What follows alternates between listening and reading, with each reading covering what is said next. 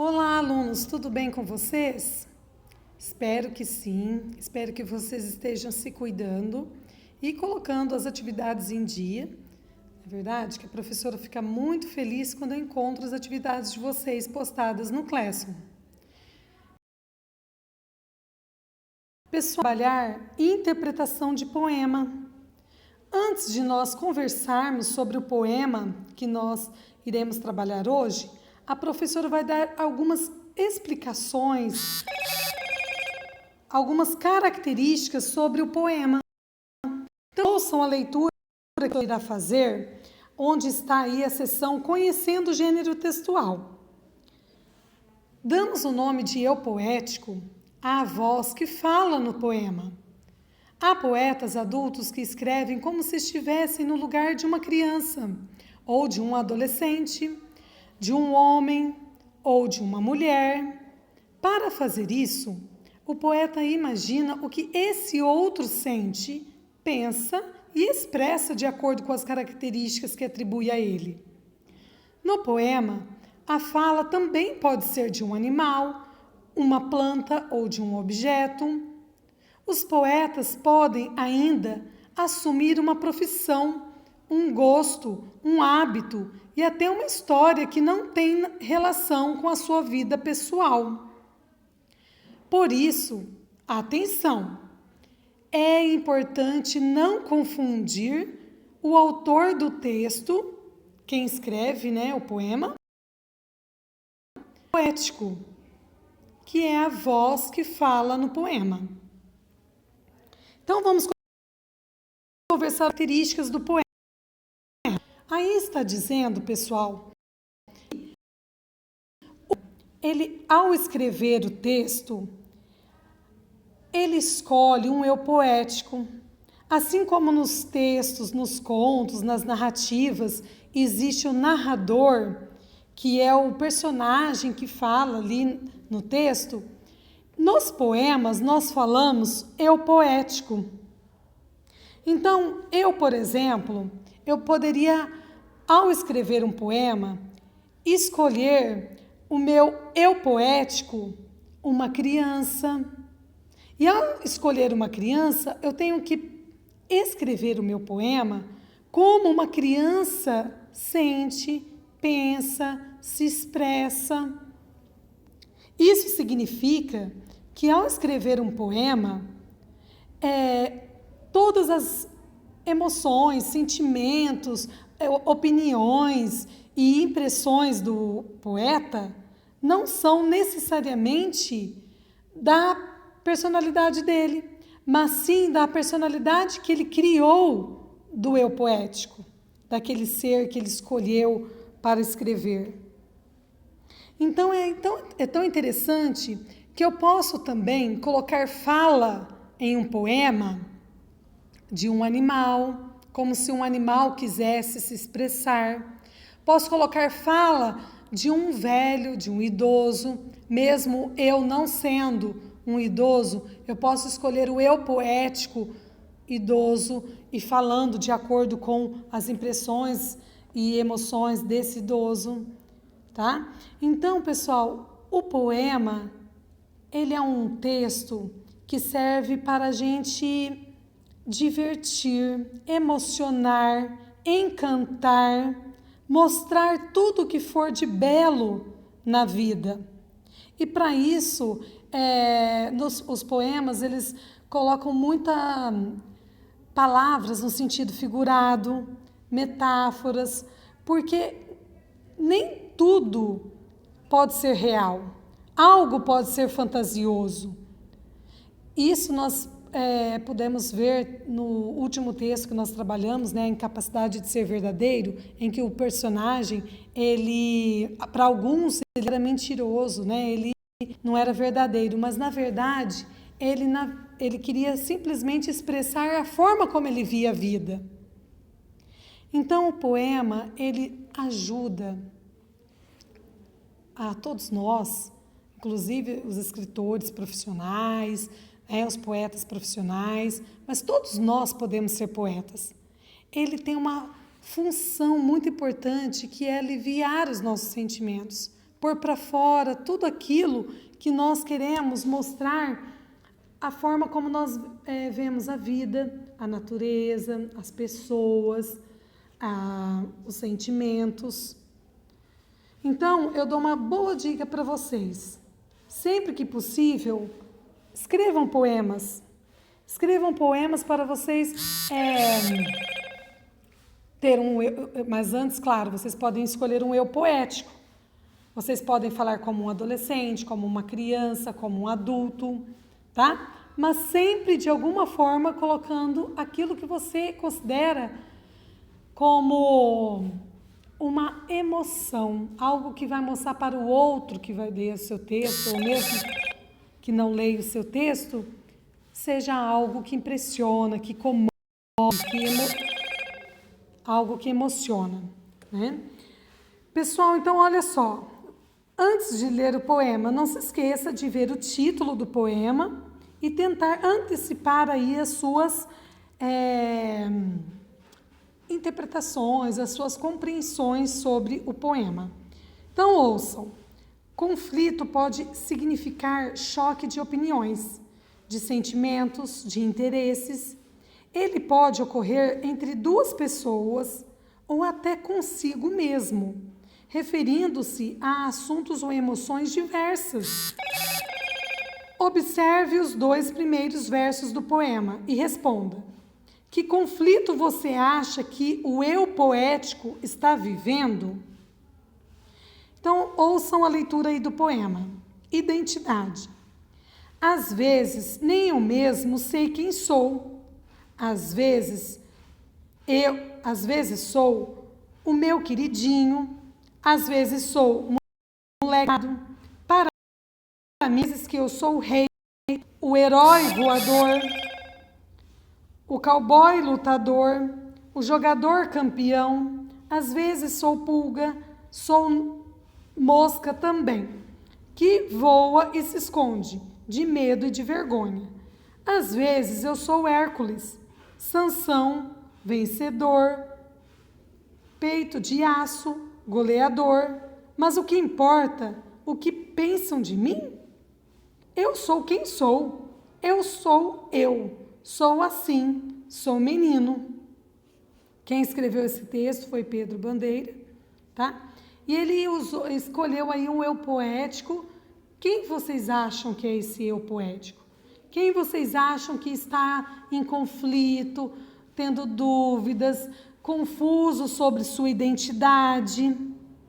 Então, reflitam um pouquinho para depois vocês responderem aí as questões sobre este poema. Número 1. Identifique e grife no poema lido o trecho que indica que o menino não sabe quem é. Então, voltem no poema, leia várias vezes para vocês responderem as questões. Número 2. Leia as seguintes expressões retiradas do poema. O meu queridinho, moleque malcriado. Essas expressões apresentam uma certa opinião sobre o menino. Quem as poderia ter dito? Número 3. O menino fala que é rei, herói, cowboy, mosca. Essas identidades fazem parte da imaginação ou da realidade do menino? Por quê? Letra B. Podemos dizer que essas palavras têm a ver com a identidade dele? Por quê? Número 4. Você sabe quem foram Hércules e Sansão? Conhecer essas personagens é importante para compreender melhor o texto. Leia um pouco sobre eles.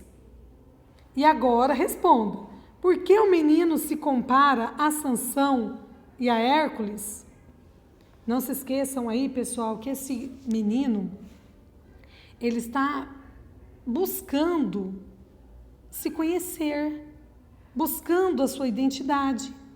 Então, por isso ele compara certos momentos com uma pessoa, ou um certo animal, ou com uma certa expressão.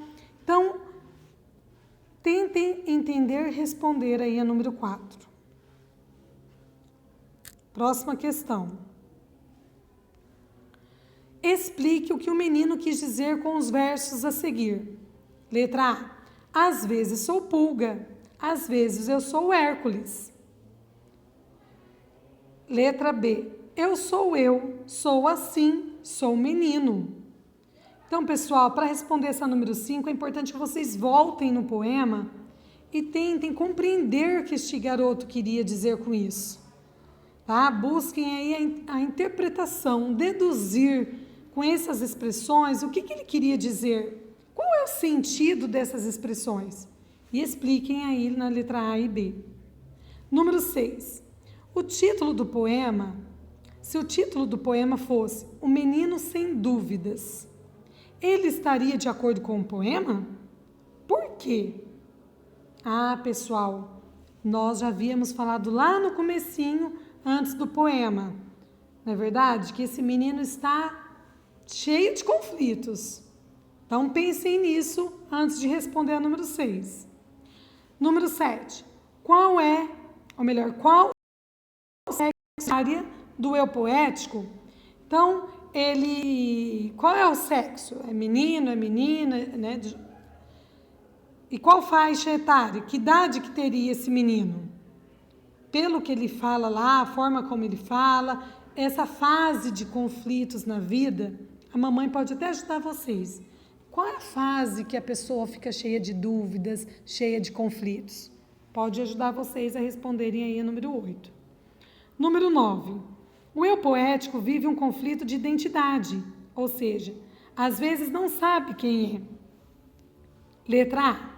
Ao descrever-se, o eu poético expõe opiniões contraditórias sobre si mesmo, seja elas visões que os outros têm dele ou que ele tem de si mesmo. Complete o verso com a expressão que se opõe à anterior, ou seja, que é contrária ao que está falando anteriormente. Às vezes sou meu queridinho, às vezes sou...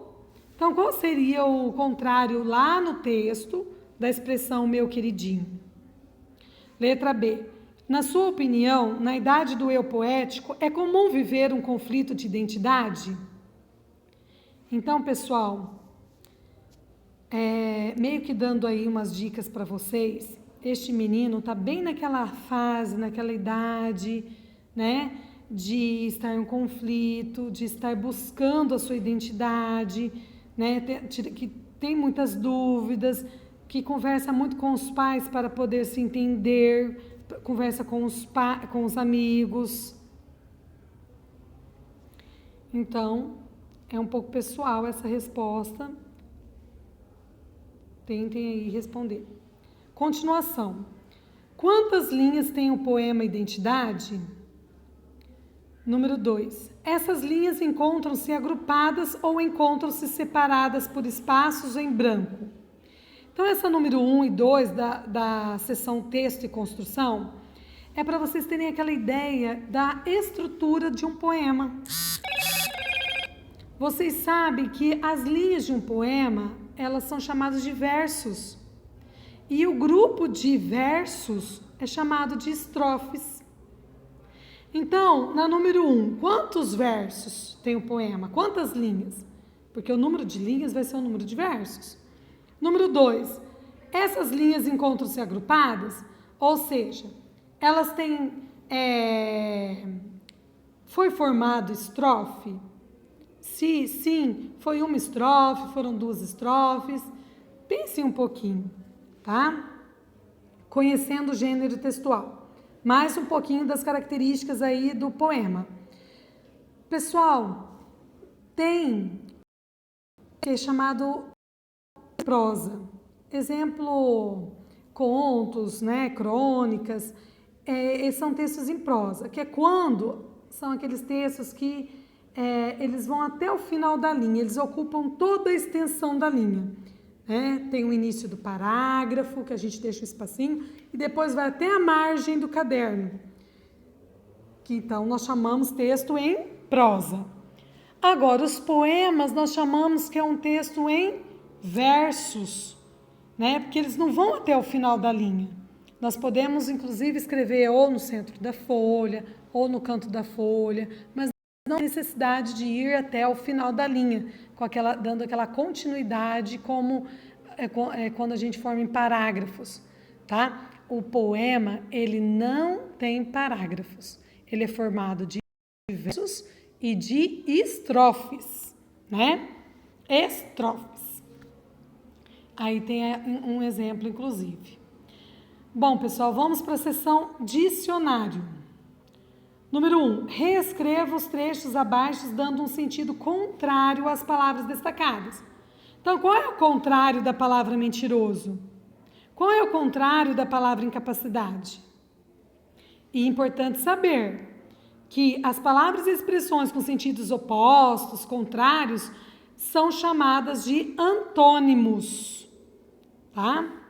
Grifem aí essa parte da apostila. Vou até aqui grifar para vocês. Importante. Deixa eu ver se eu consigo grifar aqui. Grifem aí.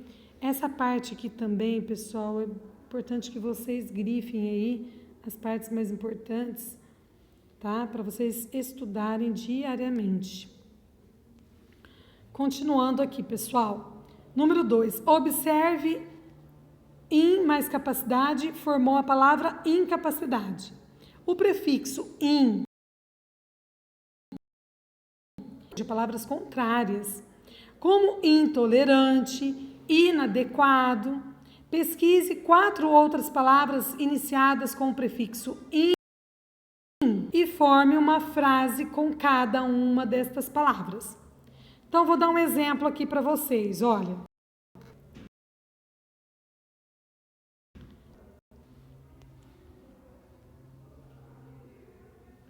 Vou dar um exemplo. Infeliz. Infeliz.